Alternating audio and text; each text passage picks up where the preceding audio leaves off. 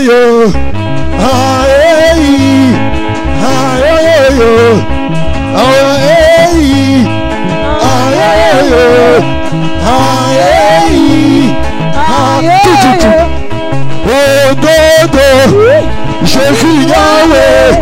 Oh dodo, je suis Yahweh. Oh dodo, chaud. Est-ce qu'on peut acclamer le roi? Acclamons le roi des rois, le Seigneur des seigneurs. On peut s'asseoir. Que Dieu vous bénisse. Mungu amibariki. Vous êtes merveilleux. Unakuya barema. Vous êtes merveilleux. Unakuya barema. Je parle à toi. Nikunakwambia we. Tu es merveilleux. Ukuarema. Amen. Amen. Tu as été super dans la présence de Dieu. Dans l'adoration. Alléluia. Amen. Soyez bénis au nom de Jésus. Vous savez, la Bible dit, je suis dans la joie. N'est-ce pas? Quand on me dit d'aller dans la maison de l'Éternel. Et ça me fait du bien quand je vous vois tous en vie. Amen. Ah. Amina.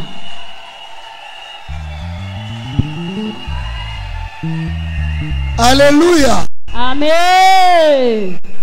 Vivre n'est pas une mérite, mais c'est une grâce. Nous nous sommes séparés pendant un moment là. Pendant le 1 mois, il y a des gens qui sont morts. Il y a des familles qui ont perdu leur papa, leur maman. Amen. Amen. Leurs enfants. Mais toi tu es tombé malade, Dieu t'a guéri. Tu as marché dans la route là où il y a des véhicules qui passent. Certains ont été tamponnés, mais toi Dieu t'a protégé. Il a protégé même tes enfants. Alors il y a à quoi dire à Dieu merci. Dites amen. Nous voulons passer au moment de la parole. Prends ton stylo. Prends ta Bible. Amen. Amen. Que Dieu vous bénisse. Et nous allons parler sur un sous-point qui dit l'importance du sang de Jésus-Christ. Nous voulons découvrir l'importance du sang de notre Seigneur Jésus. L'importance du sang de notre Seigneur Jésus. Pas le sang de Kadiba. Pas le sang de Mahomet. Mais le sang de notre Seigneur Jésus-Christ. L'importance de son sang. C'est un serment qui est important. Mafundisho. Un serment important. Qu'un vrai enfant de Dieu doit avoir. Amen. Amen. L'importance du sang de Jésus. Beaucoup de gens connaissent seulement que le sang de Jésus est là pour nous purifier de nos péchés et c'est fini.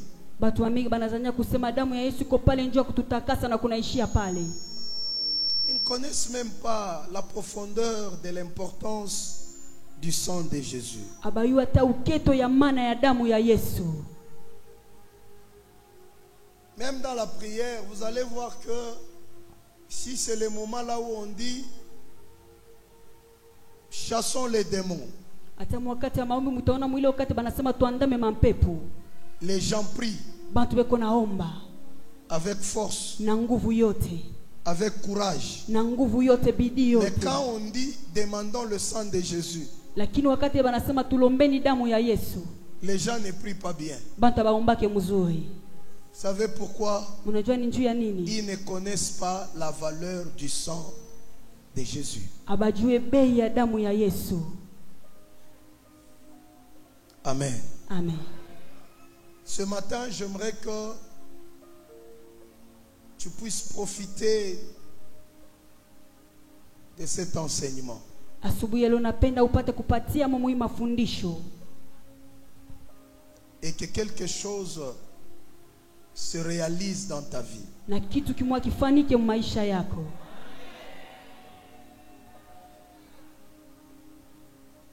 Vous savez, il n'y a pas de miracle. Pourquoi? Parce que beaucoup de gens écoutent la parole, mais ne pratiquent pas la parole. Mnajua njua ni leo hakuna miujiza, njoo bantu mamingi banashikia neno la Mungu lakini abayeke mutendo. Écouter et pratiquer, ce sont deux choses différentes. Kushikia na kuweka mutendo na kuwa ni bitu biwiri biko tofauti. Et j'aimerais avancer en te disant que tu n'es pas loin de ton miracle. Na mimi napenda kuendelesha mkuambia kusema una mbari na miujiza yako. Et si tu as la foi Na kama tuko na imani pour pratiquer la parole de Dieu, njuu ya kuweka mutendo neno ya Mungu, tu vas te rendre compte que utaona ya kusema avant la fin de la prédication, kabla mwisho ya mahubiri tu verras les choses changer dans ta vie. utaona bitu kubadilika mu maisha yako. Vous savez, dans les églises d'aujourd'hui, nous avons des téléspectateurs. Munajua makanisa yetu leo tunakuwa na bale bantu ba kuangalia tu. Des curieux, Bale bantu wanatafuta kujua nini unafanyika, mais qui ne sont pas dans ce qui se passe dans l'église. lakini abana mwile mambo kunafanyika mukanisa. L'église n'est pas la chambre à coucher d'un homme. Kanisa ina shamba ya kularia ya mutu. Ton micro là ne sort pas bien, ça va abîmer ma prédication. Changez-lui le micro. Donnez-lui un bon micro. Même moi-même, j'ai besoin d'écouter ce que j'enseigne. Amen. Amen. L'église n'est pas la cuisine de quelqu'un. Kanisa ina mpishi ya mutu. Mais l'église, c'est la maison de Dieu. Lakini kanisa inakuwa ni nyumba ya Mungu. C'est-à-dire là où Dieu lui-même vient habiter. Kusema fashi ile Mungu anakuwa kuishi. Et Dieu donne des ordres dans l'église. Mais quand vous entrez dans l'église, comme si vous venez dans une salle de cinéma, Sasa mnakuwa musali ya sinema. c'est déplorable. Ni bia ole sana. Ton âge avance, Miaka yako nenda, mais ta vie n'avance pas. lakini maisha yako yaendelee. Le fait que mon âge avance, Vile miaka yangu kuendelea kumbele, mon âge à moi, miaka yangu, quand mon âge avance, wakati miaka yangu konenda, ma vie aussi doit avancer. maisha yangu yanapasha kuendelea. Ma façon de me comporter doit avancer. Namuna yangu kujiongoza inapasha kuendelea. Ma façon de prêcher doit avancer. Namuna yangu kuhubiri inapasha kuendelea. Vous savez, il n'y a que Dieu qui ne change pas. Munajua kuko tu paka Mungu ndio ashibadilikake. Mais Dieu a créé l'homme pour qu'il soit un élément changeable. Lakini Mungu arumba mtu njule mtu anze kubadilika. Et je suis en train de voir Na niko naona celui qu'on a appelé malheureux hier, ule barita wa ole jana il sera heureux aujourd'hui. atakuya wa eri leo. Parce que Dieu, il est le Dieu de changement. Juu Mungu anakuwa ni Mungu wa mabadiliko. Un paralytique Mtu wa kupoza devant le temple, mbele ya hekalu. on le connaissait comme paralytique, Bako banisha kumujua sa mtu wa kupoza, un boiteux, mtu wa kilema, quelqu'un qui ne marche pas. mtu ashikwanzake kutembea. qui n'avait même pas accès d'entrer dans le temple. ashikakata na access kuingia mwekalu. Mais quand Jésus est entré dans sa vie, Lakini wakati ile Yesu aliingia mu maisha yake, il y a eu un changement mulikuwa mabadiliko dans la vie de cet homme-là. mu maisha ya ule mtu. Et même son statut a changé. Hata hali yake maisha yake yalibadilika.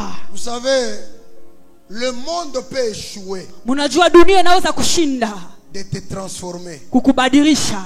L'école peut échouer. Masomo inaweza kushinda. Tes parents biologiques Bazazi yako bakukuzala peuvent échouer à te changer. banaweza kushinda kukubadilisha. Mais pas Jésus. Lakini hapana Yesu. Pas la parole de Dieu. Hapana neno ya Mungu. Pas la parole de Dieu. Hapana neno ya Mungu. La parole change. Neno inabadilishaka. Les voleurs Bamwishi devenir des prophètes. kuwa banabii. Des prostituées Bandumba devenir des servantes de Dieu. kuya bijakazi bya Mungu. Alors dis à Dieu, Asamoneshe Mungu, ouvre-moi les oreilles spirituelles, unifungule mashikio ya kiroho, que j'écoute ta parole. nishikie neno yako. Prions. Tuombe. Au nom de Jésus. Ora shabrages. Rinata inezo menidea. Barano shakarefo de ple. Resti aloshi de plerifo. Demaro sanate karashe parigas. Orana bruna rame kera soprayade. Elonia shamayadea. Kruneta levaroshia. Brazivanida sopra de gat. Seigneur, que ta parole trouve de la place dans la vie d'une personne. Au nom de Jésus. Amen. 1 Pierre chapitre 1. 1 Pierre chapitre 1. Versets 18 à 19. Musaki ya 18 mpaka mu 19. Nous nous tenons debout pour honorer la parole de Dieu. Tukunashimamia ili njoo kuheshimia neno ya Mungu. Tu écris 1 Pierre chapitre 1. Kunaandika kitabu kia 1 Pierre chapitre 1 verset 1, 18, chapitre 1, verset 18 à 19. Chapitre 1 verset 18 mpaka mu 19. On nous lit la parole de Dieu. Tunatusomea neno ya Mungu.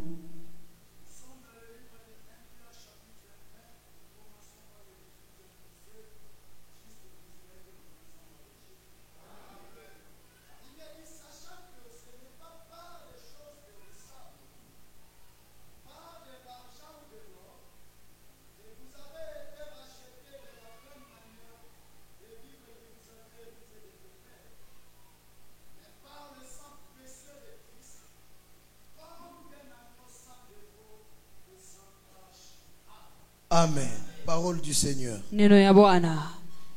La Bible dit, Biblia inasema ce n'est pas à un prix d'argent, haina kupitia bei ya makuta ni à un prix de l'or, wala kupitia dhahabu que vous avez été rachetés kule mlikombolewa de vaines manières mumana munenu mubaya que vous avez hérité de vos parents. ile mlipata kutokea bazazi yenu. Amen. Amen.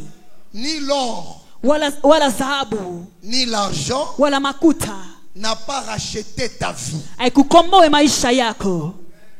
De vaines manières, Mumanamuna mubaya, dans des mauvais caractères mumatabia ya mubaya qu'on a hérité de nos parents. ile tulipokea kutokea bazazi yetu.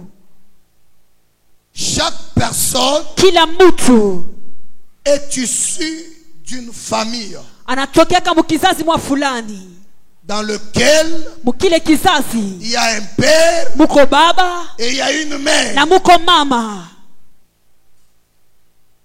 Et dans cette famille, na mukile kizazi le père baba a ses caractères. eko na matabia yake, La mère mama a ses na caractères. matabia yake. Dites Amen. Museme amina. Et quand nous naissions d'eux, Na wakati ile tunazaliwa kutokea kwabo, nous porterons leur sang. tutakuya na damu yabo. Vous Vous êtes avec moi? esi muko pamoja na mimi. Nous porterons leur sang. Tutakuya na damu yabo. L'âme d'un être humain Nafsi ya mtu réside dans le sang. inekalaka ni ndani ya damu. Et vous allez comprendre, Na mutaelewa kusema quand quelqu'un naisse wakati ile mtu anazarikwa d'un père et d'une mère, kutokea kwa baba na kwa mama, il y aura la ressemblance kutakuya kufanana physique kwa kimwili, et même la ressemblance hata kufanana sur le plan des caractères. muali ya matabia. C'est la raison pour laquelle Njoo kwa maana tu vas trouver dans une famille, utakuta mkizazi mwa fulani il y a des caractères muko matabia que le parent avait. ile bazazi bakuyaka nayo, Et ce même na caractère, ile tabia moya moya vous allez les trouver dans les enfants. utaikuta tena mubatoto. Si les parents étaient des ivrognes, Kama bazazi bakuyaka balevi, vous allez voir même les filles utaona hata banamuke qui vont aimer la bière. batapenda mpombe. Si les parents étaient des prostituées, Kama bazazi bakikuya basharati, vous allez voir mutaona dans cette famille kile kizazi quelqu'un qui n'est pas, une fille qui n'est pas à l'âge du mariage. mtoto mwanamuke nashafika mkipimo cha kuingia mundoa, Elle n'est pas à l'âge du mariage, ashira kipimo kuingia mundoa, mais elle a des copains partout. lakini kwa makopea fashi yote. Pourquoi? Juu ya nini? C'est un caractère Inakuwa ni tabia qu'elle a hérité ile alipata par le sang de ses parents. kupitia damu ya bazazi yake. Tu peux trouver un enfant Unaweza kupata mtoto qui insulte des grandes personnes. eko na chambula watu bakubwa, Tu te poses la question, unajiuliza swali, ce comportement vient d'où? hii tabia inatokea wapi? Même si on ne lui avait pas enseigné Hata kama bakumfundishake comment insulter, namuna ya kuchambula, mais il va insulter lakini atachambulana parce qu'il porte le sang juu eko na damu de celui qui insultait. ya bale batu wanda kuchambulanaka. Écoutez, Mushikie ce que tu fais aujourd'hui vile kunafanya leo peut rebondir sur tes enfants. vinaweza kuangukia baba watoto yako. C'est pourquoi Ndio kwa maana la Bible dit, Biblia inasema ce n'est pas à prix d'argent, haina kupitia bei ya makuta, ce n'est pas à de l'or haina kupitia dhahabu, que toi et moi, kule wewe na mie nous avons été sauvés. tulikombolewa. Non, Hapana, des mauvais caractères de nos familles. kuna tabia mibaya kizazi chetu. Il y a des femmes Kuko bamama qui sont dans la position de partir, beko mwatua ya kwenda, dans la position de quitter le mariage. beko mwatua ya kwenda kutoka mundoa. Pourquoi? Juu ya nini? Ta belle famille ne t'apprécie pas. Kizazi yako bako yako bakupende, Ta belle famille bako yako se plaigne beko najitompolea sur ton caractère. juu ya matabia yako, Et le caractère que tu as na matabia ile uko n'est pas nayo différent du caractère de ta mère. ayachana na tabia ya mama yako. Comme ta maman Sa vile mama yako avait dominé son mari, alitawalaka bwana yake, c'est comme ça que tu veux aussi dominer ton mari. ndio maana unapenda tena na kutawala bwana yako. Ça ne peut pas passer. Hadiwezi kufanika. Et laisse-moi te dire, Na acha nikwambie, tu auras la chance ce matin utakuwa na bahati ya asubuhi de ya recevoir kupokea Jésus dans ta vie Yesu maisha et yako, que Jésus na Yesu puisse te sauver apate kukokoa des caractères kumatabia que tu avais hérité de ta famille. ulipotaka kutokea kizazi chako. Celui qui dit Amen, Unasema que amina. mon Jésus le sauve. Yesu wangu amokoe. Bien-aimé dans le Seigneur, Wapendwa ndani ya Bwana, c'est pourquoi nous a dit, ndio kwa maana balituambia ce n'est pas à prix d'argent, kusema na kutokea makuta ni à de l'or, wala kusahabu, à des choses périssables kuvitu vile vinaweza kuoza, que tu as été sauvé. kule ulikombolewa, Mais c'est par le sang précieux. lakini kwa ni kupitia damu ya bei. Alléluia. Amen. Alléluia. C'est Amen. par le sang précieux de Jésus Inakuwa ni kupitia damu ya mzuri ya Yesu que tu as été sauvé. kule ulikombolewa. Écoutez, Église, Usikie kanisa, j'aimerais dire à quelqu'un, napenda kuambia mtu mmoja, bien-aimé dans le Seigneur, napendwa ndani ya Bwana, là où tu es, pale iko que personne usikwata mtu moya ne se joue de toi, akuchezee ne se moque de toi, akuchekele même si aujourd'hui hata kama leo tu n'as pas de moyens. hauna na manamuna. Écoutez, Musikie le don, zawadi, le ministère, huduma on ne peut pas les acheter. hatuwezi kuiuza. Écoutez, Musikie si quelqu'un veut se jouer de toi kama mtu anapenda kukuchezea parce qu'il a l'argent, njoo kuna makuta, sépare-toi de lui. achana naye, Sépare-toi de lui. achana naye. La grâce de Dieu, Neema ya le Mungu, ministère, huduma, le don de Dieu, zawadi ya tu ne peux pas Mungu l'acheter hawezi à un kuuza prix d'argent. kupitia makuta. Dans quel supermarché Msupermarché kani où on vend le parler en langue? wanarejisha kusema lugha? Dans quel supermarché Msupermarché kani on vend le don de la prophétie? wanarejisha zawadi ya matabiri? Dans quel supermarché Msupermarché kani où on vend le souffle de vie? wanarejisha pumzi? Je suis fier Niko na fieri d'être apôtre, ya kuya mtume, d'être prophète, ya kuya nabii, parce que je n'ai pas payé cela jumi sikuiuze pour devenir ce que je suis. njuu ya kuya kiniko Je leo, suis ce que je suis niko hiki niko parce que quelqu'un m'a établi. aina njuu mtu aliniweka. Non, Hapana, il n'y a que Dieu qui m'a établi. uko tupaka Mungu ndio aliniweka. C'est pourquoi Ndio kwa maana c'est lui qui a Dieu. ule mtu ako na Et Mungu c'est lui que Dieu a établi. na ule Mungu mtu aliweka, Tu peux le combattre, unaweza kumkombanisha mais tu ne le vaincras jamais. lakini hautamuinaka kamwe. Aïe, aïe, aïe, aïe, aïe. Eh, Où sont partis les amens? mami nenenda wapi? Où sont partis les amens? Mami nenenda wapi? Tu écoutes ou tu n'écoutes pas? Uko na shikia wala ushikie? Tu as de la valeur Uko na bei malgré ingawa la situation de ta vie actuelle. mambo ya maisha yako ya leo. Alléluia. Ta Amen. vie actuelle Maisha yako ya leo ne montre pas ce que tu seras demain. aionyesha kile utakuya kesho. Alléluia. Amen. Nous avons été sauvés Tulikombolewa au sang précieux de Jésus. kupitia damu ya mzuri ya Yesu. Répète après moi. Rudisha kisha mie. Le sang précieux de Jésus. Damu ya bei ya Yesu. Balo jabatasema. Amen. Le sang précieux de Jésus. Damu ya uwezo ya Yesu. Ah, inakalaka na poa mukinyo baloji. Abaita yake. Amen. Damu ya Yesu. Frère, si vous faites la délivrance, Kama uko nafanya ufungulivu. mampepo inakatala kutoka mwa muntu. Muite tu damu ya Yesu. Amen. Mutona mama. Ile mamoto mnetaka moto choma moto. Mampepo ngine registraka na moto. Mais pas le sang. Hapana damu. Pas le sang de Jésus. Kupitia damu ya Yesu. Pas le sang de Jésus. Hapana damu ya Yesu. Tu n'as pas été sauvé. Akukombolewe. Angaria. Ile mambo ya Mungu kumipa mikate, kumipa makuta, kumibembelesha, jo mkwe kumisa. Amujaokolewa. Amen. Vous allez dans une église Mukonenda mukanisa mwa parce fulani. que tel pasteur Du pasteur mwa fulani donne du travail à ses fidèles. analetaka makazi kwa maminifu bake. Ça, ce n'est pas une bonne foi chrétienne. Iya ina imani mzuri ya Bakristo. Vous êtes posé sur les intérêts. Munesha kuikala pa mambo kupatiamo. Hamumfuate Yesu. Amen. Munafuata manini? Maintérêt. À ces pasteurs atatupa kaji. Amen.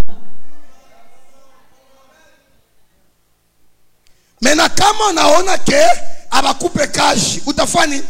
Tatoka. Utenda.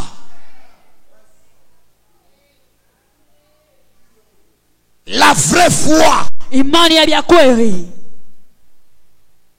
ne repose pas aikalake sur le bien matériel. babintu vya kupapasa. Tu n'as pas été sauvé Akukombolewe sur base de l'argent, kupitia makuta, sur base de l'or. kupitia dhahabu. Non, Hapana, mais tu as été sauvé lakini au ulikombolewa moyen du sang de Jésus. kupitia damu ya Yesu. Je vous ai dit, Niliniambia il y a eu une dilemme. kuko mambo, Il y a eu la dilemme kukuya mambo makokotano entre Jésus kati ya Yesu et Barabbas. na Barabasa. Il y a eu un problème. Barikuya mambo. Pilate s'est rendu compte que Pilate aona kusema Jésus Yesu n'avait pas commis de mal asikufanya bibaya qui pouvait l'amener bila basha kumupeleka à être crucifié. atunjikiwe. Alors, Sasa comme c'était une coutume chez les Juifs savi ilikuwa ni bakikabila kubayuda de crucifier quelqu'un ya kuwa mtu à chaque fête de la Pâque, kwa kila karamu ya Pasaka, c'est ainsi que Pilate avait proposé ndio vile Pilate alipropozaka au peuple kutaifa que je vous libère Barabbas, ya kusema nimeachilia Barabas qui est condamné à mort, ule anahukumiwa kulufu, que vous le crucifiez, mumutunjike, mais que cet homme innocent lakini huyu mtu asipo sababu reste en vie. abakie mushima. Amen. Amen. Le peuple n'ont pas accepté. Taifa ikuchike. Pour eux, Kwa bobo ils croyaient tuer Jésus pour rien.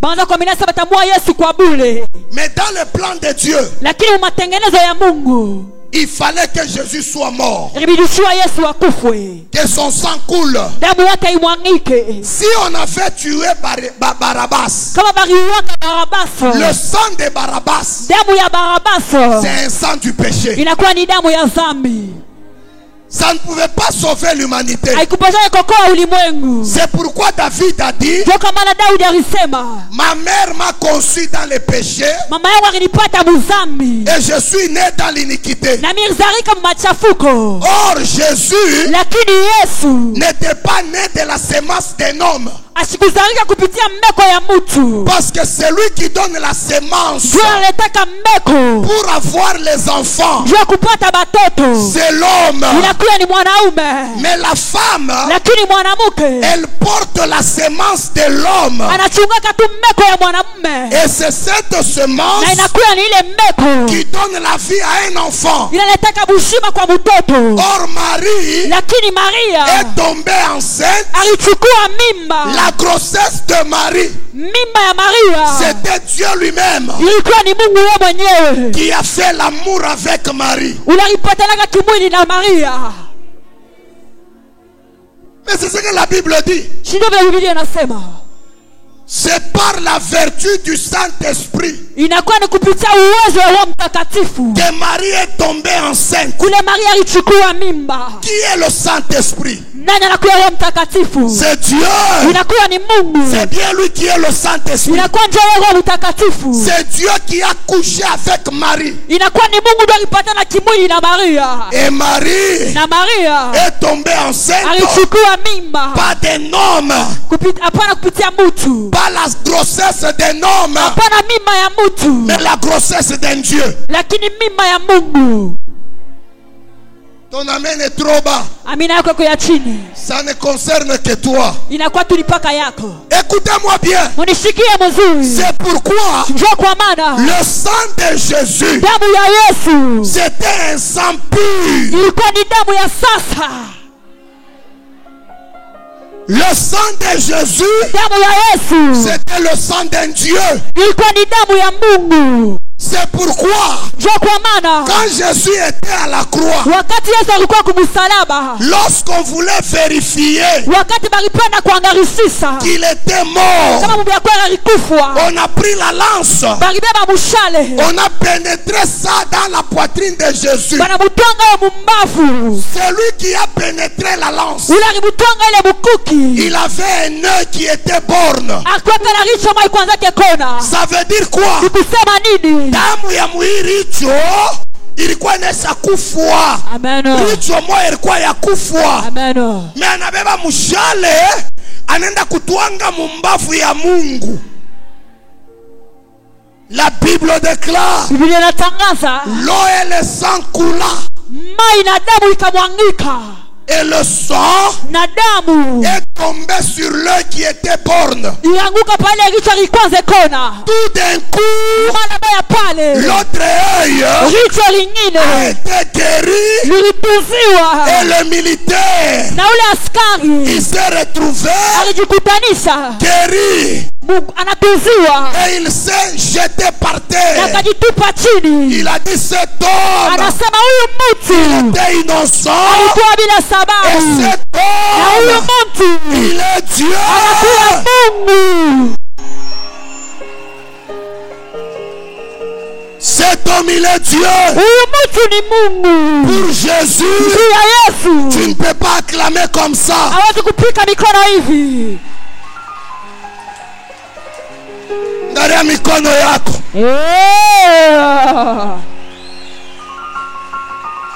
Kama ni ba politicien, Amena. uko na luka na yulu.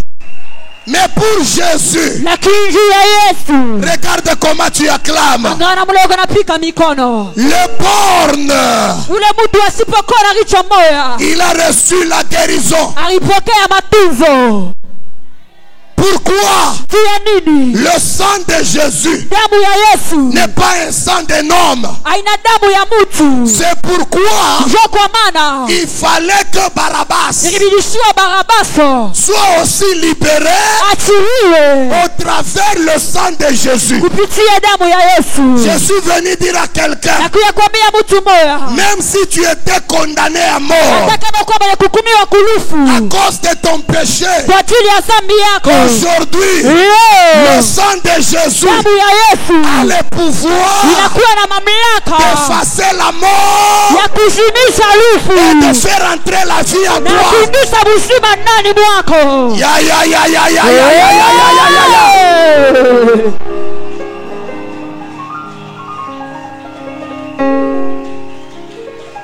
Je sens le sang de Jésus. Niko nasikia damu ya Yesu, Le sang qui est capable. damu inakuwa na uwezaji, Le sang puissant. damu ya uwezo.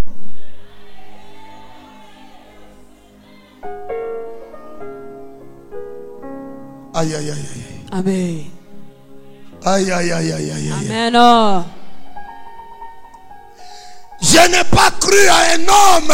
Msikuaminie mtu, J'ai cru à un Dieu. lakini miaminia Mungu. C'est pourquoi Ndio kwa maana il n'est pas resté dans le tombeau. asikubakie mu makaburi, Parce qu'il n'avait pas le sang humain. ndio asikuweke na damu ya Il batu, avait le sang divin. akuweka na damu ya Et la bumungu, terre ne lui a pas supporté. na bulongo bukuweza tena kumubamba. Parce que c'était un Dieu dans la terre. Jikuweka ni Mungu ndani ya bulongo.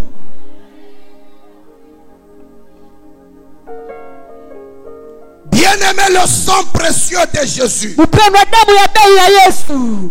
Des fois, Mara ingine on invoque le sang de Jésus-Christ tunaitaka damu ya Yesu Kristu sans comprendre bila kuelewa ce qu'il nous a acquis. bila tuletea.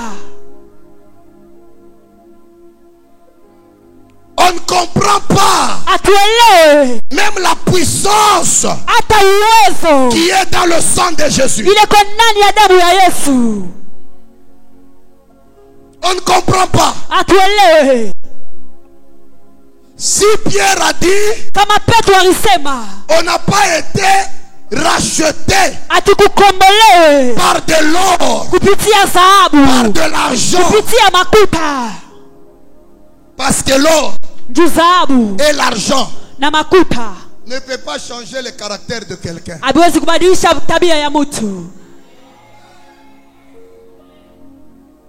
Ce qui peut changer le caractère de quelqu'un, Ile inaweza kubadilisha tabia ya mtu, c'est le sang de Jésus. inakuwa ni damu ya Yesu. Vous savez, quand mtu anaamini, vous allez voir Utaona au travers ses caractères. kupitia matabia yake.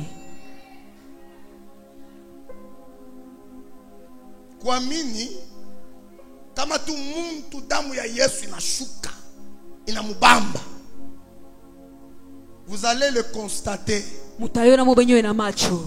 Pas par le mouchoir de tête. hapana kupitia kitambala, Non. hapana, Pas par la grosse Bible. hapana kupitia Biblia munene, Ni par la voix rauque. wala kupitia sauti ya kufunga ya munene, Non. hapana, Ni par le parler en langue. wala kupitia kusema lugha, Non. hapana, Mais vous allez le constater lakini mtaiona dans ses caractères. kupitia matabia yake.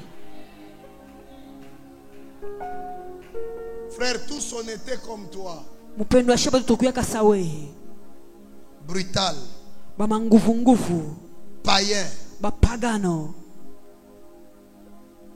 Ma mère le sait. Mimi ilikuwa matushi. Kami na mchambula dadangu ritushi limoya. Atakatisha na kuria.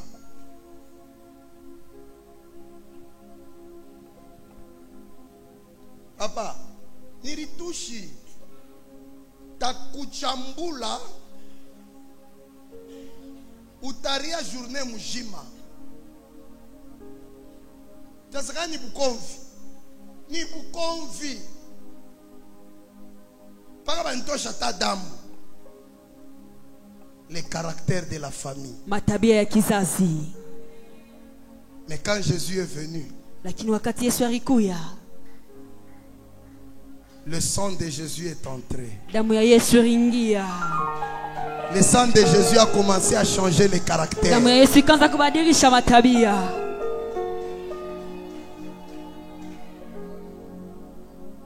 Vous savez, il y a des gens qui ne sont pas bénis Mnajua kuko batu bala babarikiwe. parce que jusque-là, leur caractère n'est pas brisé. Njoo paka na hapa matabia yao baina brise. Dieu tarde à te bénir parce que tu n'es pas brisé. Mungu anakawia kukubariki, njoo una brise. Comment Dieu peut te bénir avec ce comportement que tu as? Na munakani Mungu anaweza kukubariki na ile tabia uko nayo. Écoutez, Ushikie. tuamini bya kweli. Amen. Kwa ba Kristo ba bya kweli aina kusape pa kwa kumisa. Amen. Être de bons chrétiens, Pia ba Kristo bya kweli. c'est être transformé dans le cœur. Tunapasha kubadilika na roho. Vous ne dites pas amen, pourquoi? Amusimami na njia nini? Vos cœurs doivent être transformés. Maroho inapasha kubadilika. C'est le cœur qui supporte la charge divine. Inakuwa ni roho ndio inasipotaka bujito wa kimungu. Alléluia. Amen. Alléluia. Amen. Tu ne dois pas rester le même. Hawezi kubakia ule moya moya.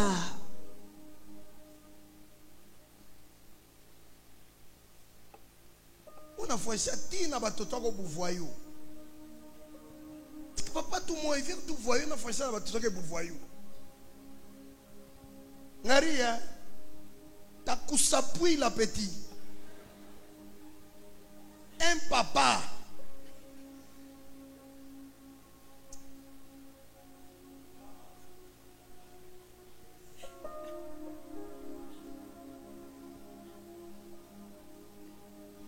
un papa. Tu es quelle sorte de papa? Uko alikani ya baba. Tu es quelle sorte de maman? Uko alikani ya mama. Une maman qui n'est pas brisée. Mama ule shina mwenye kuvunjika. Et il y a même des fois que les enfants regardent et disent, ah, umunye mama nendaga tukumisa bya kweli. Anombaga tu bya kweli. Mame kuchoyo.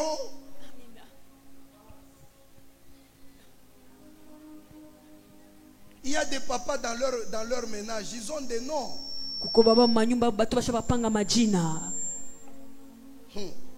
Kama ningia bote banaria beton. Kana sikia tu banaria fachi bote banaria beton, ni kusema nafani Anakuya. fachi beton njo bababu. Na nikri ya mamabo na banani na Batoto. Papa mwingine kana ningia njo banaria shina bote banaria shina rambo. Banase shina rambo nafani Anaingia. Un chrétien doit changer. Mukristo anapasha kubadilika. Le sang de Jésus. Damu ya Yesu. Amen. Amen. Amen. Amen. Comment ça fait-il que tu étais païen? Tu avais envie toujours, tu prenais la bière. Tu es devenu chrétien, tu continues toujours à prendre la bière. Non, non, tu viens faire les défilés dans l'église. namona kan tutasema ukiwa mpagano kwa prana makunya mpombe lakini unakuwa tena mkristo prana makunya mpombe hapana unakuwa tukutembea mkanisa Mpagano. Amen. Le sang de Jésus brise nos anciens caractères. Damu ya Yesu nikaleke kuna vunja matabia yetu ya zamani ya mubaya. Et puis unafuta na ntumbako, unafuta na riamba. Tu n'es pas normal. Hauna wasawa. Itu milomo wangu ya bien hivi ya bien mimi nianze kuifutia riamba. Frère, nifute riamba ya nini? Inifanyie nini? Sasa kama unaangalia unakuwa troublé pa macho, binakusaidia nini?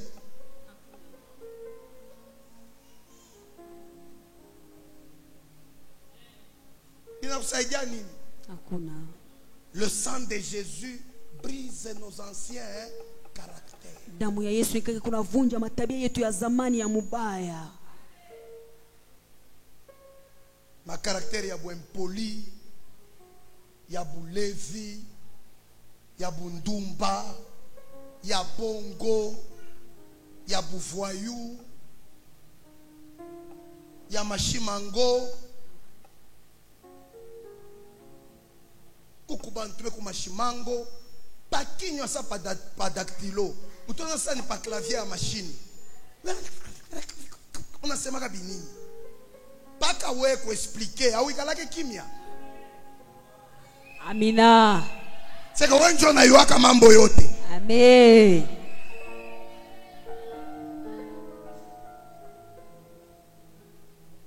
Wewe kupenda kuexpliquer.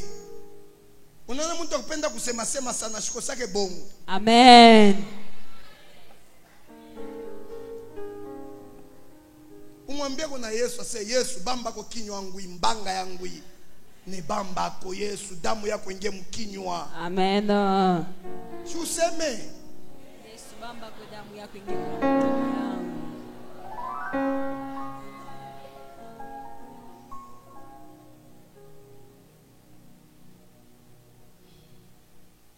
Première importance du sang de Jésus. Faida ya kwanza ya damu ya Yesu.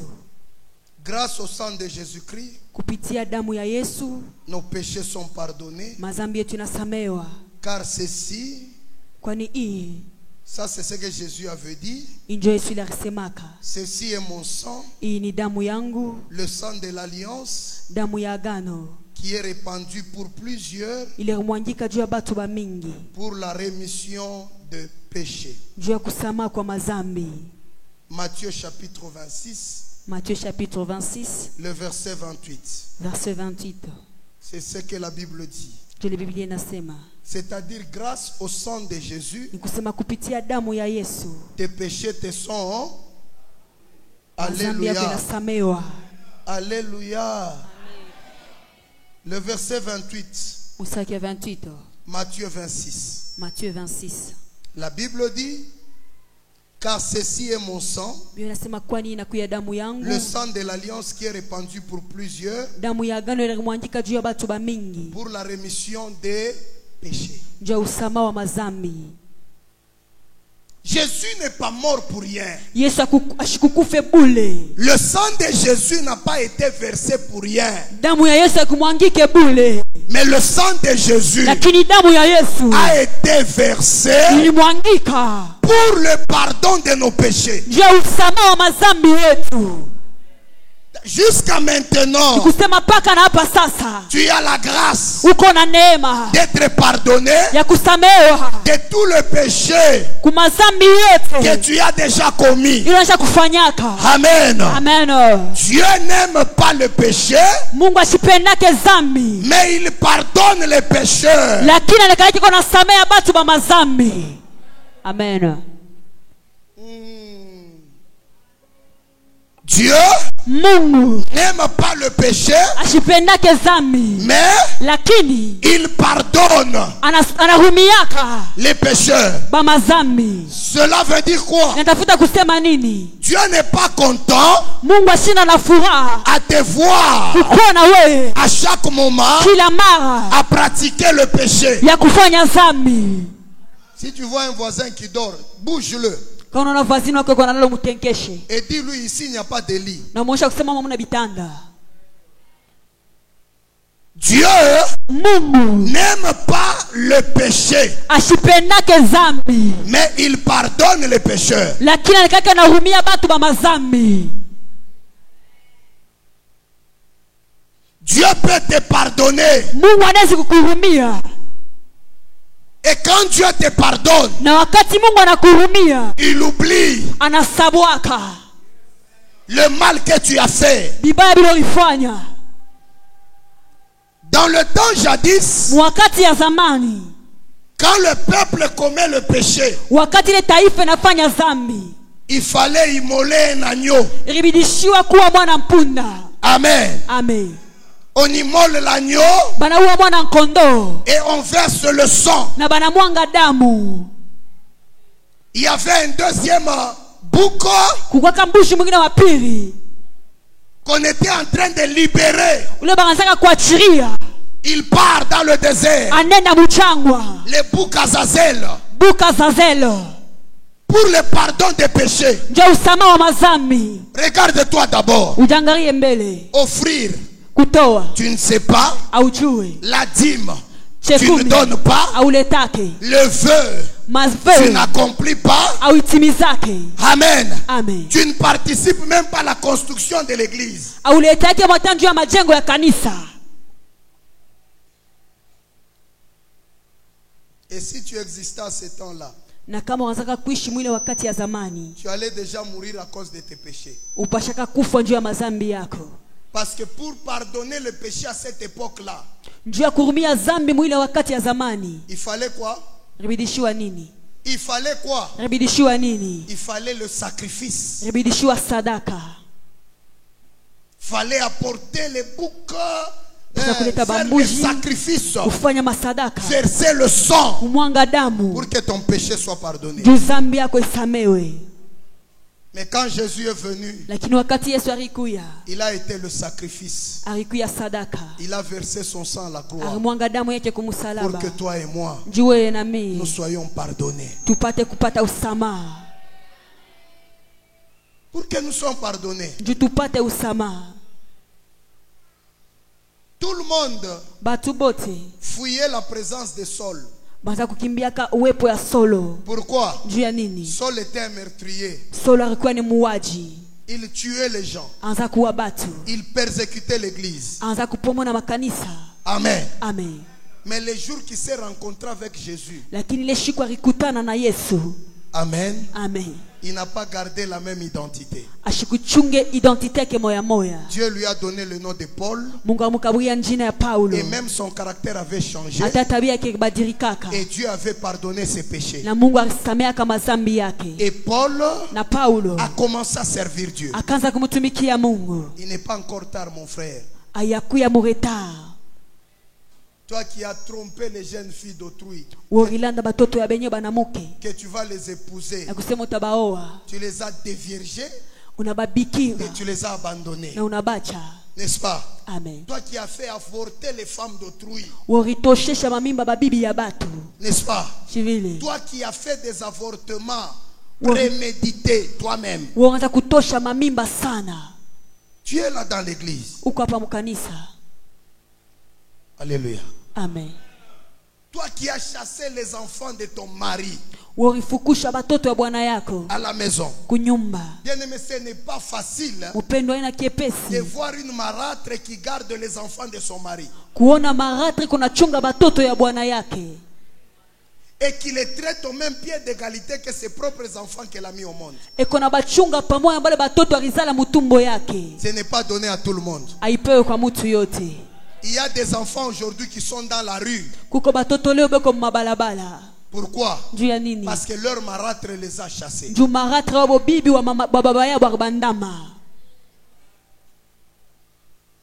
Dites amen. Museme amina. Dites amen. Museme amina. Toi qui avais touché les fétiches, Woribambaka madawa. tu as touché les gris-gris Woribambaka madawa. pour le pouvoir, Juu ya mapouvoir. pour la protection. Juu ya ukingo. Le sang de Jésus Damu ya Yesu a le pouvoir de te pardonner. iko na uwezaji ya kukuhurumia.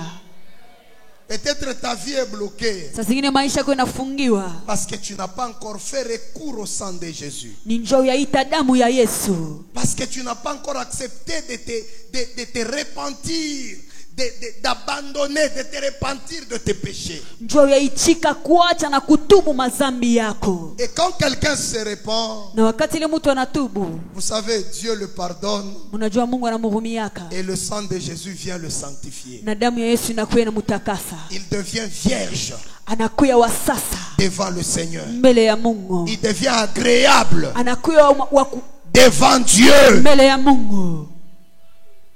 Le péché Mazambi est une barrière inakuwa ni mabariere à notre bénédiction. kwa baraka yetu. Le matin dans l'église, Asubuhi mkanisa, le soir dans les boîtes. magharibi mabwati. Le matin dans l'église, Asubuhi mkanisa, le soir, magharibi. tu sais toi-même là où tu pars. Unajua mwenye kule unaendaka Et tu veux que Dieu te bénisse. na unapenda Mungu akubariki Jamais. hata siku moja. Parce que tu n'es pas dans le sang de Jésus. Ni njoo hauna ndani ya damu ya Yesu. Amen. Amen. Amen. Amen. Répands-toi. Tubu. Répands-toi. Tubu. Le sang est là. Damu iko pale. Écoutez. Mushikie. Le sang a le pouvoir de sanctifier celui qui se répand. Damu inikalaka na uwezaji kutakasa ule mtu anatubu. Mais le sang n'a pas le pouvoir de sanctifier celui qui ne se répand pas. Lakini damu ana uwezaji kutakasa ule mtu ashitubu. Amen. Amen. Répands-toi. Tubu. Première importance du sang de Jésus. Faida ya kwanza ya damu ya Yesu. Le sang de Jésus fait quoi? Damu ya Yesu inafanya nini? Hein? Pardonne quoi? Les péchés. Fermons d'abord les yeux 2 secondes. Tufunge mbele macho mudakika mbili. Rappelle-toi de ton péché. Kumbuka mbele zambi yako. Ouvre la bouche, dis à Dieu, pardonne-moi Seigneur et purifie-moi. Fungula kinywa, naomba Mungu nihurumie na Omba unitakase. Naro. Kumbuka kibaya, kuku peut-être vitu vina viendeke kuvi yako. Aujakuwa na taa kutubu ya kumwambia Mungu akurumie. Hapana kukazisha roho yako. Incredulité na kupita ni abuloji. Sema na Mungu, Mungu nyurumieko. Declare, sema na Mungu. Hata kama ulifanyaka nzambi kani, mui culti ya leo muku mamlaka ya Mungu akukurumia. Damu ya Yesu ku disponible.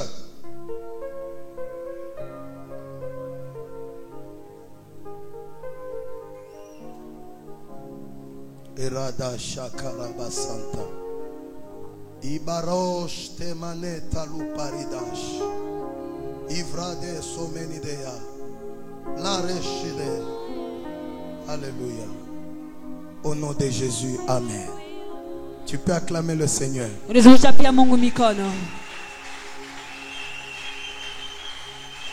Tu peux acclamer le Seigneur. Unaweza kumchapia Mungu mikono.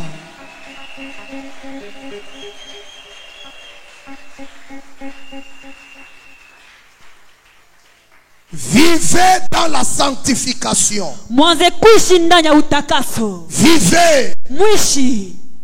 Vivez dans la sanctification. Mwanze kuishi ndani ya utakaso. Marchez dans la sanctification. Mutembeeni mutakaso.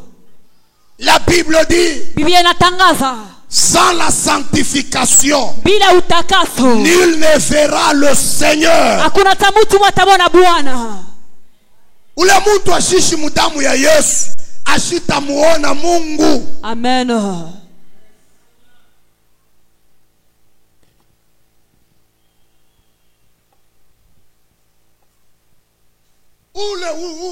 Ule baba boko na tembea na nyomu miaka. Shinkambwako.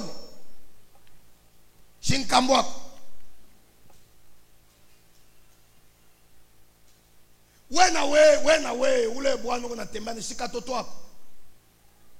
Shegu na asha mtoto wako. Unavuria mangua katoto kaloko. We mama yabo.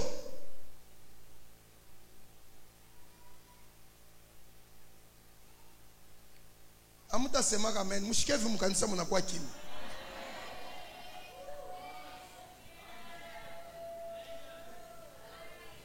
Ule mtoto unavuria mangoni wa miaka yako. Mimi nakuuliza na miaka yako? Hapana.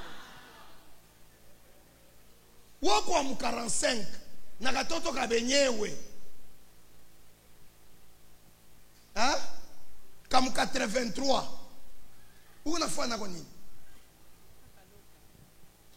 Asa kia kuna ni chauffeur. Kia kuna kuchauffeur, kana kwa kashofu.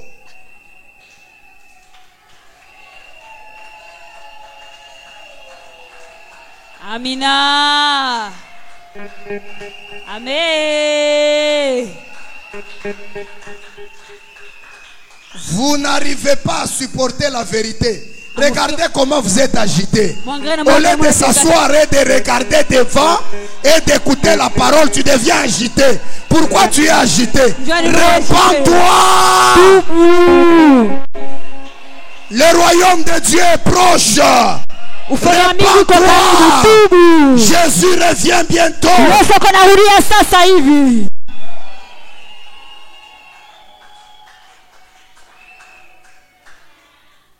Le sang de Jésus a le pouvoir de nous pardonner. Ésaïe 59, 1 me dit, Ésaïe 59, verset 1. La main de l'Éternel n'est pas courte pour sauver, ni ses oreilles ne sont pas dures pour entendre. Amina. Ce sont nos péchés, ce sont nos crimes qui mettent une séparation entre nous et notre Dieu et qui nous cache sa face.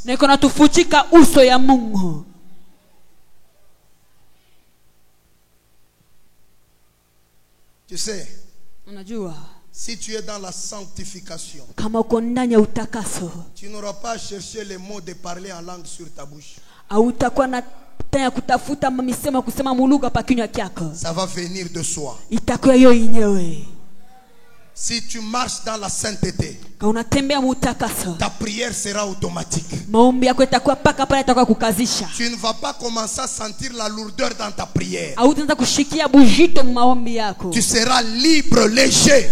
Et ta prière va monter directement à Dieu et ça va produire des effets. L'église d'aujourd'hui cherche les prédications de bénédiction. Les gens qu'on bénit, les gens qu'on bénit,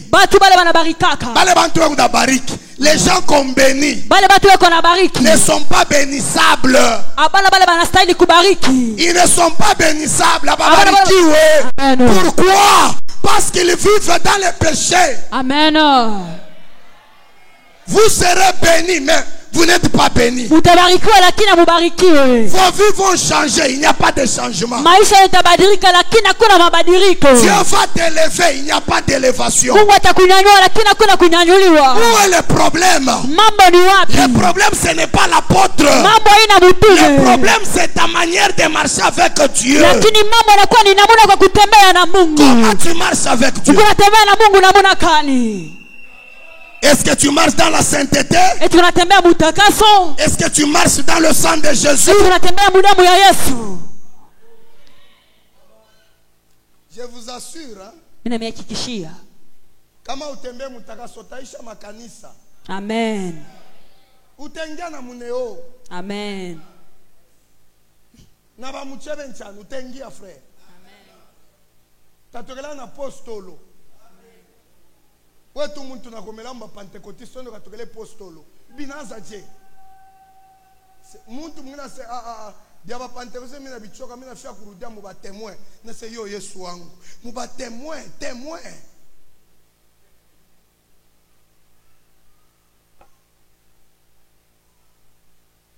Unachoka mahubiri.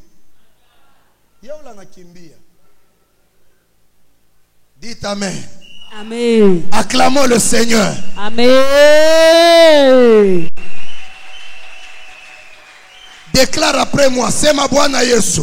Bwana Yesu, Unifanye neema unifanye neema ya kutembea mujia yako, ya kutembea munjia yako, ya kutembea mboka bwako, ya kutembea muboka bwako. unyurumie manzambi yangu, Unyurumie mazambi yangu, ushikumbuke tena, usikumbuke tena. unisamehe, Unisamehe, damu yako initakase, damu yako initakase, nianze maisha mpya na wewe, nianze maisha mpya na wewe. au nom de Jésus. Au nom de Jésus. Amen. Amen.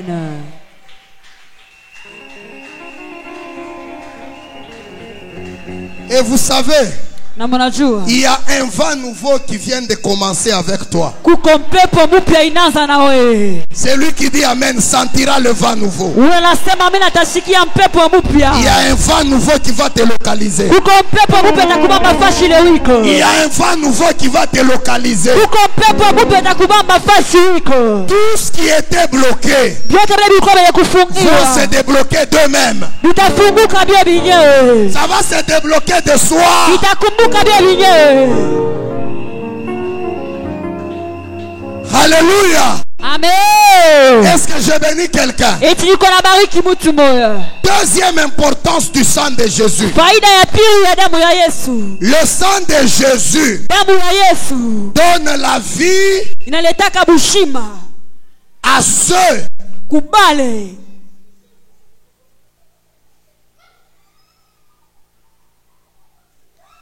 qui étaient morts. bale bakuwa banesha kufwa. Jean chapitre 6, Jean chapitre 6 le verset 53. verset 53. Le sang de Jésus donne la vie. Damu ya Yesu inaletaka bushima. Amen. Amen. Jean combien?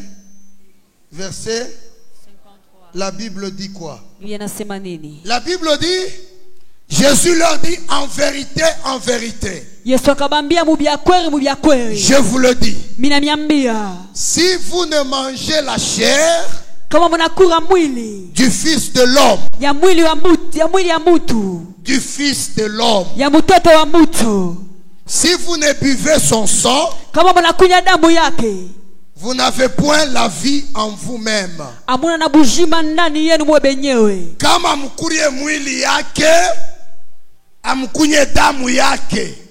Mtaona kama nasikia kumisa kuku sen. Bantu wengine wanakimbiaka sen. Amen. Uko mpagani. La Bible dit, Biblia inasema Jésus leur dit en vérité, Yesu akabambia mubya kweli, en vérité, mubya kweli, je vous le dis, mina miambia si vous ne mangez la chair kama mkuye mwili du Fils de l'homme, ya mtoto wa mutu, et si vous ne buvez son sang, na kama mkunye damu yake, vous n'avez point la vie en vous-même. amuna na bushima ndani yenu. C'est pour vous dire quoi? Njoo kumiambia nini? Le sang de Jésus Damu ya Yesu donne la vie. inaletaka bushima. Alléluia. Amen. L'église qui a déjà grandi, Kanisa lemesha kukomea. les gens doivent être dans la joie. Watu wanapaswa kuya mufuraha. Quand on dit à la Sainte Seine, Wakati wanasema kukomeza tout le monde takatifu. doit chercher à passer à la Sainte Seine. Watu wote wanapaswa kutafuta Pourquoi? kupita kwa takatifu. C'est le symbole Juu inakuwa ni alama de Jésus dans notre vie. ya Yesu ndani ya maisha yetu. Et quand quelqu'un Na wakati ile mtu a le sang de Jésus, yuko na damu ya il Yesu, boit le sang de Jésus. anakunywa damu ya Yesu. Le sang de Jésus est en lui. Damu ya Yesu iko ndani yake. Il ne mourra pas, Asitakufa, mais il vivra. lakini ataishi. Il y a des fois, Kuko mara les ingine esprits de mort mapepo ya mauti persistent dans nos vies. iko nazama mwili wetu. Pourquoi? Juu ya nini? Parce qu'elles ne sont pas dans le sang de Jésus. Juu tuna damu ya Yesu. Bien-aimés, Bapendwa, la mort lufu a été vaincue. A été vaincue baliluinaka pas par Mahomet, hapana kupitia Mahomet, pas par Branham. hapana kupitia Branham. Branham est mort, Branham alikufa il est enterré. na balimuzika. Branham n'est pas Dieu. Branham ashina Et il ne Mungu. sera jamais Dieu. Na sitakuwa kata siku moya Mais il est Mungu. le fils de Dieu. Lakini anakuwa ni mtoto wa Mungu. Alléluia. Amen. Écoutez-moi bien. Unishikie mzuri. Alléluia. Amen. La seule personne Mtu tu mmoja. qui a vaincu la mort, Unaruina lufu. qui est entré dans la tombe, Unaingia mukaburi. 3 jours après, Kisha masiku il est tatu. sorti vivant. Na alitoka mshima. Il n'y a que Jésus de Uko tu paka Nazareth Yesu Kristo wa qui Nazareti. a vaincu la mort. Unaruina lufu. Et si toi, Na kama tu wewe as Jésus en toi, uko na Yesu ndani la yako, mort viendra, lufu litakuya. mais ça va te trouver. Lakini litakukutanisha. Tu es sécurisé. Uko na ukingo. Tu es sécurisé. Uko na ukingo. Le sang de Jésus Damu ya Yesu a le pouvoir inakuwa na uwezo de te sécuriser ya kukukinga devant l'esprit des morts. mbele ya pepo ya mauti. C'est lui qui dit Amen. Unasema amina. Que le sang de Jésus Damu ya Yesu couvre sa vie. ifunike maisha yake. Couvre sa vie. Ifunike maisha yake. Et que la mort commence à partir. Na lufu lianze kutoka. L'esprit des morts commence à fuir. Kwa mauti ianze kukimbia. Au nom de Jésus. le sang de Jésus. Damu ya Yesu. Même si tu es une femme gravement malade, Hata kuna mtoto kwa magonjwa sana. invoque le sang de Jésus Ita damu ya Yesu. dans ta maison. Nyumba yako. Dis à Dieu Ambia Mungu. que le sang de ton fils Jésus Damu ya mwana wako Yesu. fasse son travail dans ma maison, Ifanye kazi munyumba yangu. dans le corps de mon enfant, Mwili ya mtoto dans le yangu. corps de mon mari, Mwili ya bwana yangu. dans le corps de ma femme. Mwili ya bibi yangu. Que le sang de Jésus Damu ya Yesu. change Ibadilishe. le sang de la maladie, Damu ya magonjwa. le sang de la mort, Damu ya lufu. le sang de la vie. Ikuye damu ya bushima. Le sang de Jésus Damu ya Yesu nous procure la vie. inatuleteaka bushima. C'est pourquoi je déclare Ndio kwa maana natangaza au nom de Jésus, kupitia jina ya au Yesu. nom de Jésus, Jina ya tu Yesu. n'as pas rendez-vous avec la mort. Ona rendez-vous na lufu. Au nom de Jésus, Jina la tu Yesu. n'as pas rendez-vous avec la mort. Ona rendez-vous na lufu. Ton mari à toi Bwana yako n'a wewe. pas rendez-vous avec la Ashia mort. rendez-vous na lufu. Tes enfants à toi Mtoto yako wewe. n'ont pas rendez-vous avec la Ona mort. rendez-vous na lufu. Dans ta maison, Nyumba yako. personne ne mourra. Kuna tamutu Dieu watakufa. va vous sécuriser Mungu atanikinga. par son sang. Kupitia damu yake. Au nom de Jésus.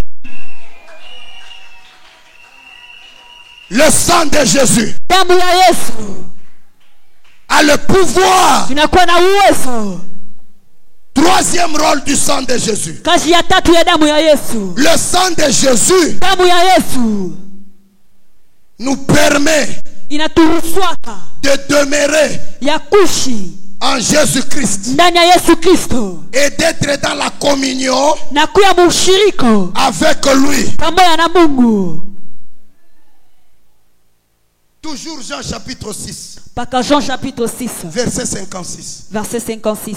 Le sang de Jésus Damu ya Yesu va te permettre itakuruhusu d'être en communion avec Jésus. kuya mushirika pamoja na Mungu. Kama kumudamu ya Yesu, seko kuna Mungu ye moya. Amen.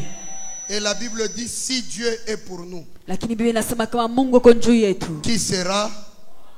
na atakuya contre shie. Kama ushike mahubiri au utashikia butambu. Amen.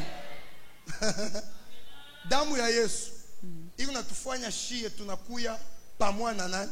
Na Mungu. Wewe na Mungu hakutakuwa barriere. Amen.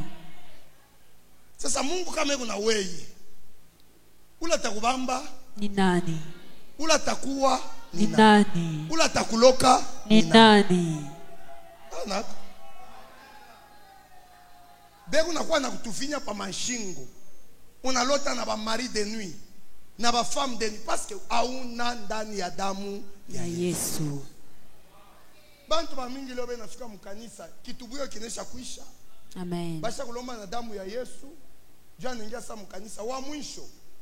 Ashilombake buluma, ashilombake utakaso, atak bo unyambi. Kaba na sasa tuvunjeni buloji. Jana shimama sasa. Aza kusere. Mujina la Yesu. Buloshi bote bulomba maisha yangu. Butenda wapi? Butenda, butongopa nani? Hakuna. Ah? Buko pala en permanence. Tena kama onesha komba, Job unatenda sasa. Bona kupika na kinkoni pampua, pa. Njoo napata na homa. Nini mimi natokea mpriere.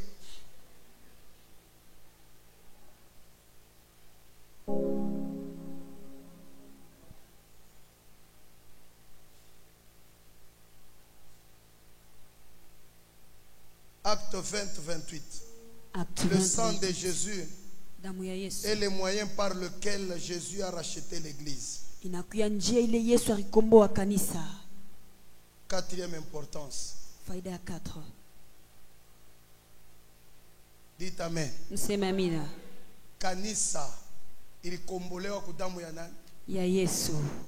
Kudamu ya Yesu. Buloji bote barikuwa kuchikaka papa kanisa. Amen. Bote barishikaka muhimu avni inkashi. Bote barishikaka mumpango wa kanisa. Bule buloji leo tunabutwanga mudamu ya Yesu. Amen.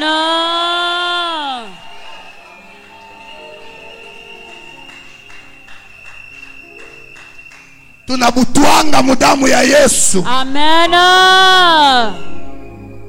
Le sang de Jésus, damu ya Yesu, c'est ce qui a racheté l'église. ndio ilikomboa kanisa.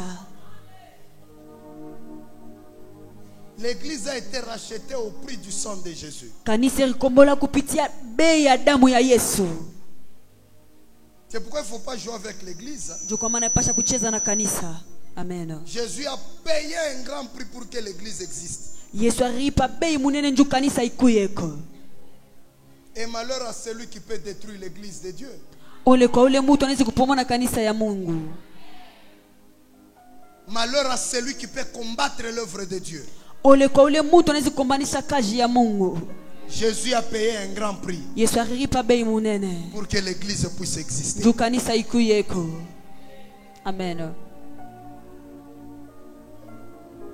Mais quand vous combattez l'église, Lakini wakati mnakombanisha kanisa, vous parlez en mal de l'église, munasemea bibaya kanisa, vous critiquez l'église mko na chambula kanisa en mal, mubibaya, bien aimé, vous maudissez vous-même vos vies. mupendo mko na lani mwebe nyo maisha yenu. Même l'apôtre ne te verra pas. Hata mutuma sitakona. Même si l'apôtre te voit et t'entend, il n'a rien à faire. Ataka mutuma anakona na nakushikia shena kila tafanya. L'église n'est pas pour moi, Kanisa ina ya mutume, mais l'église est pour Dieu. lakini kanisa ni ya Mungu. Moi, je ne suis qu'un instrument que Dieu a utilisé. Mimi nakuya tu ni kyombo kile Mungu anatumia. Vous pouvez jouer avec toute autre chose, Munaweza kucheza na bitu biote, mais ne jouez pas avec l'église. lakini mushikachezake na kanisa. L'église, c'est l'enfant de Dieu. Kanisa nakuya ni mtoto wa Mungu. On ne joue pas avec l'église. Abachezake na kanisa. Tu viens à l'église, tu voles le micro, tu pars avec. Unakuwa kanisa unaiba mikono nenda nayo kwako. Tu prends le kidar, tu pars avec. Unaiba gidaru nenda nayo. Vous volez les chaises de l'église. Muko naiba bichi vya mukanisa. Au lieu d'entrer dans l'église pour prier, mon angara plan sema muku bichi vya rouge. Tutakuwa kuiba bichi vya rouge. Muku ma instrument, tutakuwa kuiba ma instrument. Vous volez les histoires de l'église. Muko naiba bintu vya kanisa.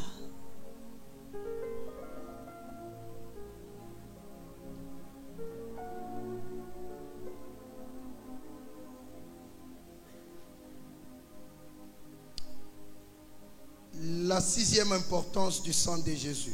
Faida ya sisi ya damu ya Yesu. Romains 5:9. Romains 5:9. Le sang de Jésus nous justifie Damu ya Yesu inatujustifiaka et nous sauve na inatokoaka de la colère de Dieu. mukasirani ka Mungu. Dites amen. Amen. Mungu ateku na makari. Hein? Asemi na fia kuwa. Medamu ya Yesu. Iko na uwezo wa kushusha makari ya nini? Ya Mungu. Ya Mungu. Amen. Le sang de Jésus. Damu ya Yesu. C'est-à-dire le sang de Jésus a tenu la colère de Dieu. Ni kusema damu ya Yesu nikalaki kuna shusha makari ya Mungu. Et par le sang de Jésus, tu peux être justifié. Na kupitia damu ya Yesu unaweza kuwa justifie. Vous savez, ce monde ici Unajua hii dunia n'aime pas que nous servons Dieu. haipendeki tumtumikie Mungu. Et tout celui qui commence à servir Dieu en vérité, Na ule utaanza kutumikia Mungu mubia kweli, il aura des combats. atakuwa na mamvita. Certains diront que tu ne sers pas Dieu. Bengine batasema utumikie Mungu. Si tu es une femme, Kama kwa mwanamke, on dira qu'à chaque fois que tu vas à l'église, tu vas te prostituer. batasema kila mara ndako kanisa ndani kusharatika. Dites amen bien. Useme amina. Si tu es un pasteur, Kama kupastori, on dira que toutes les intercesseurs des intercesseuses de l'église sont tes copines. batasema baombaji bote banamuke ba mukanisa banakuwa ni babibi yako. C'est ça. Ndio vile. Les gens sont là pour combattre celui qui sert Dieu. Batu beko pale nja kukombanisha ile mtu kunatumikia Mungu. Et celui qui te combat, Na ule na kukombanisha, il est animé par l'esprit du diable. eko natumikisha na mpepo wa shetani. Ce n'est pas lui, Aina yeye, mais c'est le diable. lakini ni shetani. Et quand tu es combattu, Na wakati kuna kombanishiwa, laissez-moi te dire une chose. acha nikwambie kitu kimoja. Dieu n'est pas absent. Mungu anasema shinapo. Dieu voit tout ce qui se passe. Mungu konaona biote binapitikana. Tous ceux-là qui te combattent, Dieu le voit. Bale bote wana kukombanisha Mungu kona baona. Toutes les insultes, Dieu écoute. Matushi yote Mungu kona shikia. Il a un temps Iko na wakati où il va s'élever kulatalamuka pour te justifier nja kukujustifie que tu es son serviteur, kusema que kumutumishi tu es wake, sa servante. kusema kijakazi wake. C'est pourquoi Ndio kwa maana celui qui sert Dieu en vérité, ule kona tumikia Mungu mubia kweli il sera combattu, atakombanishiwa, il sera tenté. batanza kumupima. Alléluia. Amen. Mais il n'abandonnera jamais. Lakini asitachaka kamwe. Vous comprenez? Unasikia? Parce que si tu abandonnes, Juu kama unaacha, tu réponds à l'appel du diable. uko naichika kumwito ya shetani. Mais si tu n'abandonnes pas, Lakini kama wache, tu persévères. uko paka naendelea. La Bible dit, Biblia inasema c'est lui qui va persévérer jusqu'à la fin. unatendelea paka na kumwisho, Je lui donnerai la couronne. nitamkabia taji. Écoutez, Mushikie, les combats mavita ne doivent pas t'arrêter à servir Dieu. haiwezi kukusimamisha kutumikia Mungu. Par contre, les combats Lakini mavita doivent te donner la force de servir Dieu. inapata kuabudia tena nguvu ya kutumikia Mungu. Parce qu'après les combats Jukisha mvita viendra la justification. kutakuya kuhesabiwa haki. La Bible dit, Biblia inasema ceux-là qui l'a connu d'avance, bale balimjua zamani, ceux-là qui l'a connu d'avance, bale yari waka, il les avait prédestinés. alibatanguliaka Et ceux qui l'a prédestiné, na bale alitanguliaka balari tengenezaka, il les avait appelés. alibaitaka Et ceux qui l'a appelé, na bale aliita il les a justifiés. alibahesabia haki Et ceux qui l'a justifié, na bale alihesabia il haki les a glorifiés. alibatukuza. Bien-aimés, Bapendwa, dans la marche chrétienne, mumwenyendo ya Kikristo il existe le moment des insultes. munakala kama wakati ya matushi. N'abandonne pas parce qu'on t'a insulté. Usiache njuma na kuchambula, N'abandonne pas parce qu'on t'a critiqué. usiache njuma na kusema, Persévère. lakini endelea, Le moment viendra. wakati Le utatimia. sang de Jésus Damu ya va Yesu venir itakuya sanctifier, itakasa enlever kutosha les mauvais témoignages, maushura ya les mubaya, insultes. matushi, Et Dieu va te donner na Mungu une atakukaburia nouvelle robe.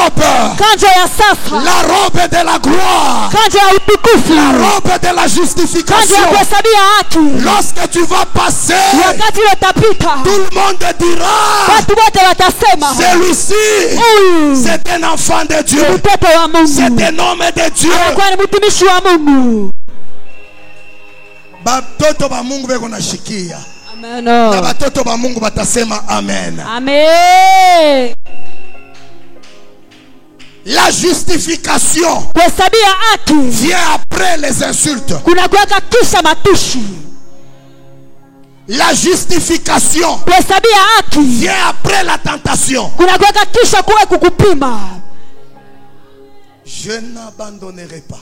Mishitachaka l'œuvre de Dieu. kazi ya Mungu. Parce que quelqu'un m'a insulté. Juu mtu ananichambula. Jamais. Hata siku moja. Parce que quelqu'un m'a critiqué. Juu mtu ananibeula. Jamais. Hata siku moja. Nakotika te. Misitacha.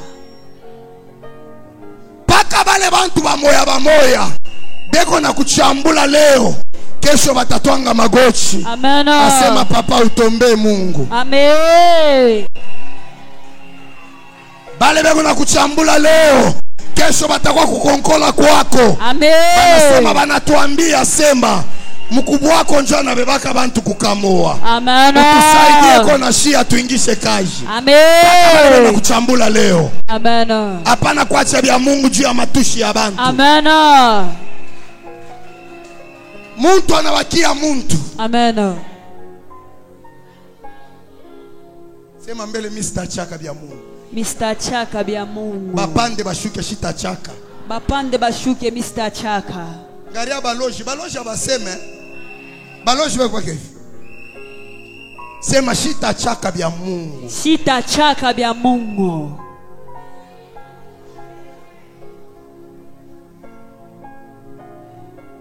Minacha jua nisema mu orchestre. Minacha jua nisema mu asafa. Miriacha jua nisema mu kano. Minacha jua nifokea munani mu intercession. Ni butoto.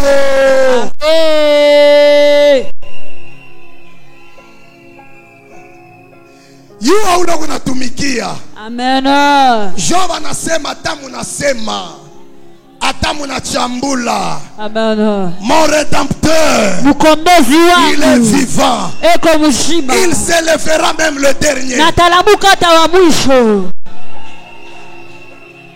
Bantu batayua Mungu wako aseni wa bya kweli. Batamuyua. Amen. Shinu na kutabiri. Bintu bitaba compliqué. Amen. Mekundoto batakulota paka weye. Amen. Joku na bakaburia solution. Jo justification ya Mungu. Amen. Ula nasema amen apate baraka. Amen.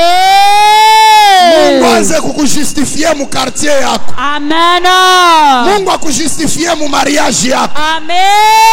Mungu akujustifie mu kanisa. Amen. Mungu akujustifie mu kajulo na mtumiki yako. Amen. Kama unatumikiaka bantu, Mungu astakujustifie. Amen. Kama unatesoyaka Mungu, unamularia inje, unalala kumilima, unalala mu priere, mu baridi, unamwimbia Mungu na malari, unamchezea na malari. Mungu wa mbingu astakwacha. Amen. Amen. Damu yake itafanya kazi. Amen. Mimi nasema damu ya Yesu itafanya kazi. Amen. Mimi nasema itafanya kazi. Amen. Dieu va te justifier. Mungu atakuhesabia haki. Mimi natabiri mtu moya. Amen. Dieu va te justifier. Mungu atakuhesabia haki. Bale bantu bali kukatalaka batakutafuta. Amen. Dieu va te justifier. Amen.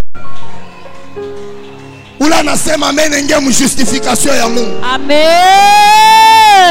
Entre dans la justification de Dieu. Amen. Na Yesu bali mchambula. Amen. Parce oh le fils du charpentier. Mtoto mtu anapika kama mbao. C'est un fantôme. Anakuwa ni mshimu. C'est un voleur. Ni mwivi. Mais quand ils l'ont vu monter, Lakini wakati barimona napanda, ils ont dit cet homme, barisema huyu mtu il est Dieu. eko Mungu. Il est Dieu. Eko Mungu. Damu ya Yesu takujustifie. Amen. Hautakufa leo. Amen. Hautabakia na hangaika. Amen. Machozi yako haitabakia machozi. Amen. Aya. Derbi na tabiri muntu moya. Pale Yesu alikuwa mu jardin. Eko naomba. Jasu ya Yesu. Machozi ya Yesu iligeuke na kwa damu. Amen. Mimi natabiri muntu moya. machozi yako itageuka na kuwa damu ya justification. Amen. Amen. Amen. Yesu atakujustifie. Amen. Tena mimi natabiri hii mwaka itaisha. Yesu atajustifie maisha yako. Amen. Ula nasema amen, Mungu amujustifie. Amen.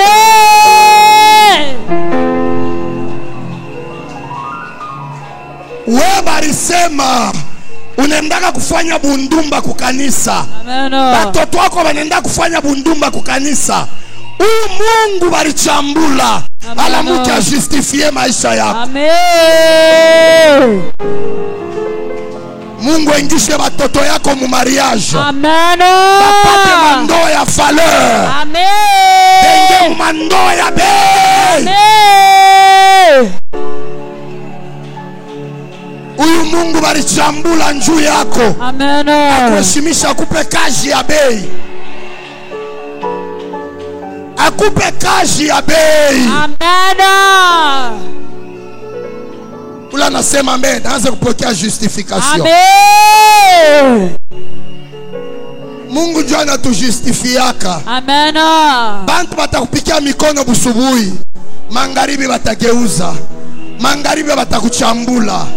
Mais Mungu anabakia fidèle. Amen. Anakujustifie balarita. Amen.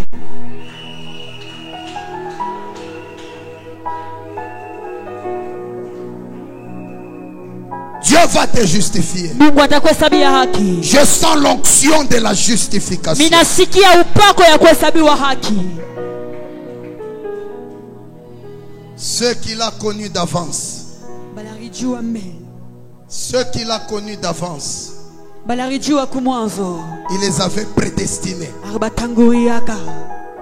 Vous savez, la prédestination, c'est la préparation. Amen. Ibi kunaona abita kufua kintu. Amen. Abita kuwa. Amen.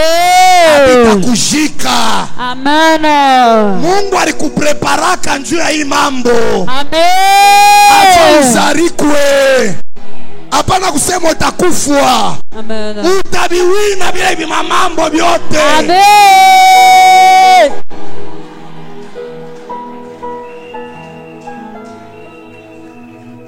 Bible inasema ce n'est ni par ta force, anasema inataka kupitia nguvu yako, ni par ton esprit, wala kupitia roho yako, mais c'est par mon esprit. lakini inakuwa ni kupitia roho yako. Mungu atakuhesabia haki. Amen. Huyu Mungu na teso yaka bantu wengi nakucheka aseumu musompa mukalake kanisa. Asapa na mimi nenda pa mukamanyola. Amen. Pasteur Kani asema apotre Josué asema ula riwaka bantu Amen. ule wa malawa ule. Amen. Haina ta problème. Mais Mungu wa mbingu atatujustifie. Amen. Ozalimbeka oyo toboje linzambe ozalimboza oyo zambe antima bomoto nambyo Yesu ekoki sama ozalimbeka yalibela toyemba.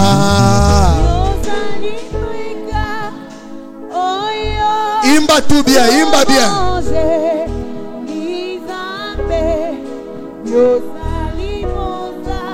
Bonza zambe andima omotona yo Yesu ekoki sama ozalimbeka yali Mets-toi debout. Mets-toi debout et lève tes mains. Lève tes mains, commence à prier. Inua mikono yako, naanza kuomba. Tu parle à Dieu, Seigneur, justifie-moi. Unamuonesha Mungu nihesabie haki. Mungu minachaka batoto, minenda kukutumikia. Amen. Minachaka nyumba yangu, minenda kutafuta. Mungu saa inenao kunijustifie. Damu yako eshuke anze kujustifie vie yangu. Amen. Commence à prier. Anza kuomba.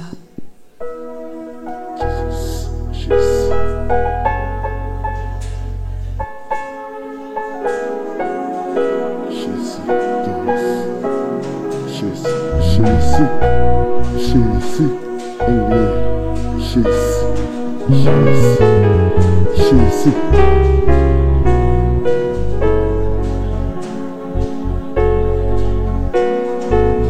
Commence à prier.